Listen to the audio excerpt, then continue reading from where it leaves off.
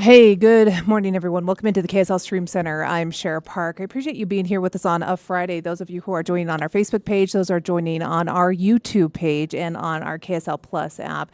You know, we're going to talk about a subject here, a story that has really captured our attention here in the state of Utah. One of our biggest stories really here locally, and it's happening in the Ogden area. It is a hoarding case. It is a really sad and disturbing case involving two men and over 150 dogs and more animals involved as well. And it is a sad case where we have had hundreds of charges filed against these two individuals who have been hoarding these animals. And I'm going to bring right into our conversation right now KSL reporter Mike Anderson, who is joining us live. Mike, this is a case you have covered extensively here this week, and actually in the past as well, involving this individual. Walk us through, first of all, what's been happening this week as we go behind the story here, because we do have some sad developments with these animals. We've had some more deaths involved with these animals this week. So bring us up to speed today as you are, again, following up on this case and what's been happening with these animals, and we'll get further into what's been going on here. Yeah. So it continues to be a sad case. Initially we were told that the animals were all doing remarkably well, and then I heard Wednesday that one of the dogs that was under the care of a foster had passed away. Apparently, just didn't recover after her surgery for being spayed, and so then I've been kind of checking around. The Humane Society said they had a mother with new babies that came in.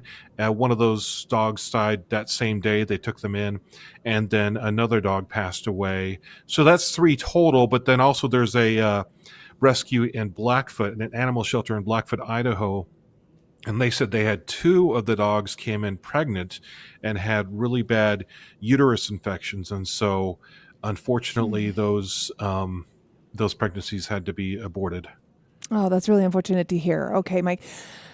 We hate to hear that any of these dogs didn't make it through this situation. But for those who are joining us right now, we're seeing those numbers tick up on our Facebook page, people watching.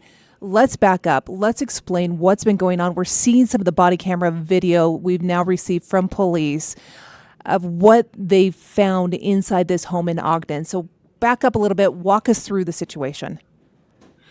Yeah, I mean, if we go way back, this starts back in 13 years ago, 2012, when this same homeowner, Miguel Salgado Vargas, was found to have 149 dogs inside his home. At that point, he had come forward and said, "I need some help. I have about 60 dogs." This is what he told an area rescue. Of course, that turned out to be not nearly as many as what he really had. And so for that reason, because he came forward voluntarily and gave up the dogs, I'm told by prosecutors, that's why he was not charged 13 years ago. This time, it's a little different because it was a complaint that came in that turned into a search warrant, and that's how the dogs were discovered. And so because the search warrant was involved, prosecutors felt it was necessary to go forward with these, hundreds of misdemeanor charges. 630 some for Miguel Salgado Vargas, and then another 330 some for his nephew, who is also living in the house. Wow, that is a lot of charges. What's the difference between why they didn't file them then versus why now? Why that many now? Yeah, I mean that's the key thing is that back then he came forward and asked for help rather than apparently this time it was kind of just discovered as a result of that search warrant.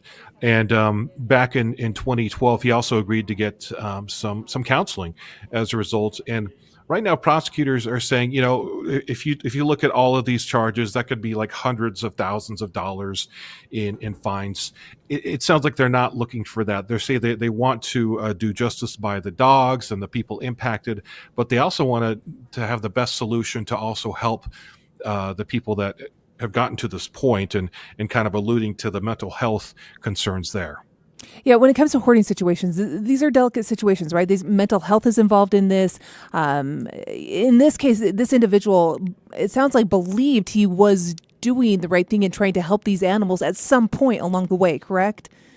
Yeah, that's right. In fact, I talked with the head of an animal rescue in Ogden that doesn't exist anymore. She's now moved to Oregon, but she used to work with him. In fact, she is the one that he called.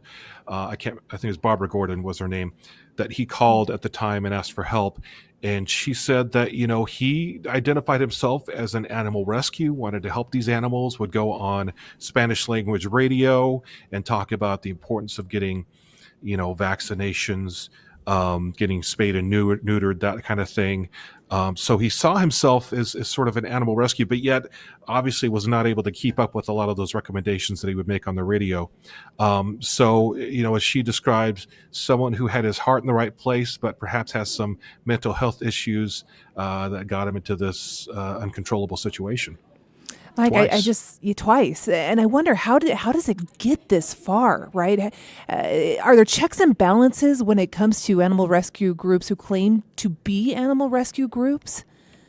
Yeah, that's another problem that's been brought up. The Humane Society of Utah would like to see laws changed in Utah because they feel that there is not enough oversight. They would say almost no oversight. There are some rules in place, but there's no one that's checking up with these organizations to make sure that they are keeping up to speed and that they are officially, registered as a 501, 503c nonprofit, stuff like that. And so they would like to see some regulations in place to better have some better oversight of these organizations, or people that claim to be them, at least. Looking at these videos, Mike, so these are the body cam videos we just received. Was it yesterday? Is that right? Yeah, right. Just yesterday, the animals don't seem to be attacking the officers. They seem to just to be kind of following the officers around. But I can imagine going in as an officer, that is a difficult situation to walk into like that. Yeah, no doubt. I mean, just looking at the video again, it's just a harrowing scene, right? I mean, these animals just packed so closely together. And myself, I'd been to knock on the door in the past, and I could smell the odors coming out. And then yesterday, I was in front of the house for my 5 o'clock live shot. There's a huge dumpster just full of all of those belongings you see inside. The house has been closed down by the city. So you got all those belongings that had to be thrown away. And the smell just outside even was just, I felt like it was making me sick. Maybe I'm a bit weak sauce compared to police officers, but the smell was really bad. And so I ended up leaving and moving for 6. So you could just imagine what these officers and the animal control officers as well, everyone involved had to deal with. And I can't imagine there were two people living in that house too. Honestly, it breaks my heart. It makes me really sad for those individuals to be living in those conditions. Okay, so Mike, as you've been investigating this and looking into this, so what is the city? Have you been able to talk to the city about the conditions of the home and what happens? We'll talk about the home and then we'll talk about the animals. So what happens to the property itself? Do they come in? Is there any ramifications of cleaning that up? Yeah, so they have come in and they've shut down the house. There's a placard on the front door that says it's an unlivable space.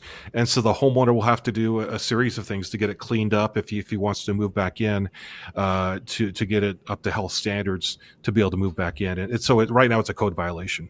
Yeah. Okay. So let's go through what's going on with the animals. So you've been really following this closely. Where did the animals kind of all go? And as you've kept tabs on them, what's the very latest? I know you mentioned at the top where we started, we've lost a couple along the way.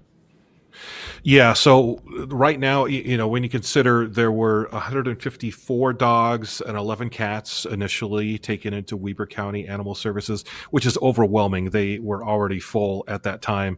So since that time, various organizations have stepped forward. Humane Society of Utah took 46, West Valley took 21, and then Davis and Salt Lake, I'm not sure on those numbers, still trying to gather. But Blackfoot, they took 15. So right now, Weber County only has 13 dogs remaining. So that's huge, right? That shows that how much organizations have stepped forward to help and help get those dogs out for adoption. And of course, the effort, and at least it appears they'll be able to do this at this point. The effort is to get them all into homes and not have to euthanize any of them. Okay. Wow. We appreciate all the different organizations that have stepped forward to care for these animals, to get them up to, get the vaccinations, the care. There's so much that goes into making sure that they can be adoptable and get them back into homes where they can be treated well and cared for. That's a lot of effort on the community's parts, all these different communities and organizations to do that.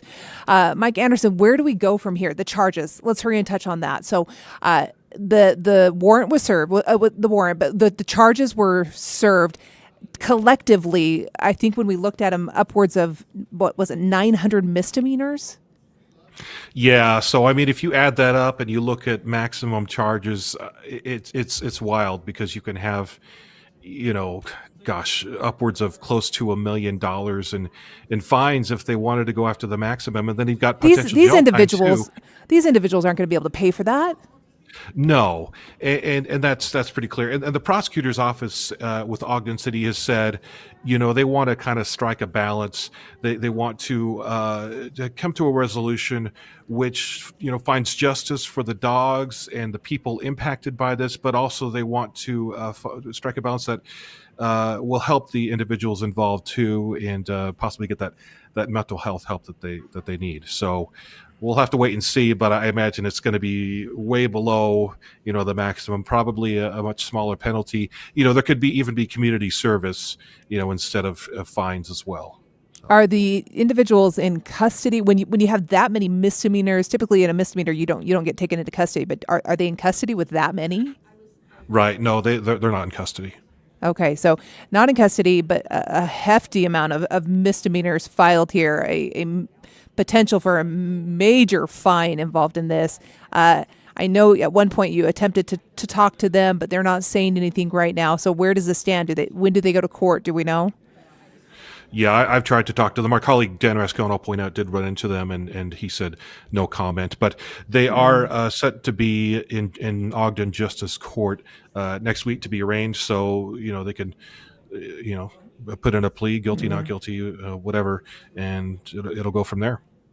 Yeah, you hope they can get the help they need. You hope of course, we know the animals are getting the care that they need now that they're in those different respective rescues and stuff like that right now. So, okay, Mike Anderson, thank you for the update. We know you continue to stay on top of this. You can find all of Mike's reporting right now on KSLTV.com. He continues to, peel back the layers on this one. It is a really sad situation. Of course, there is public interest in this as well for the care of the animals, the care of the community in that area as well. So, Mike, thank you for your time. We appreciate it. Mike will continue to follow up on this. So look for his stories on KSL TV throughout today and in the weeks ahead. Mike, thank you so much. We appreciate your time. Sure. Thank you.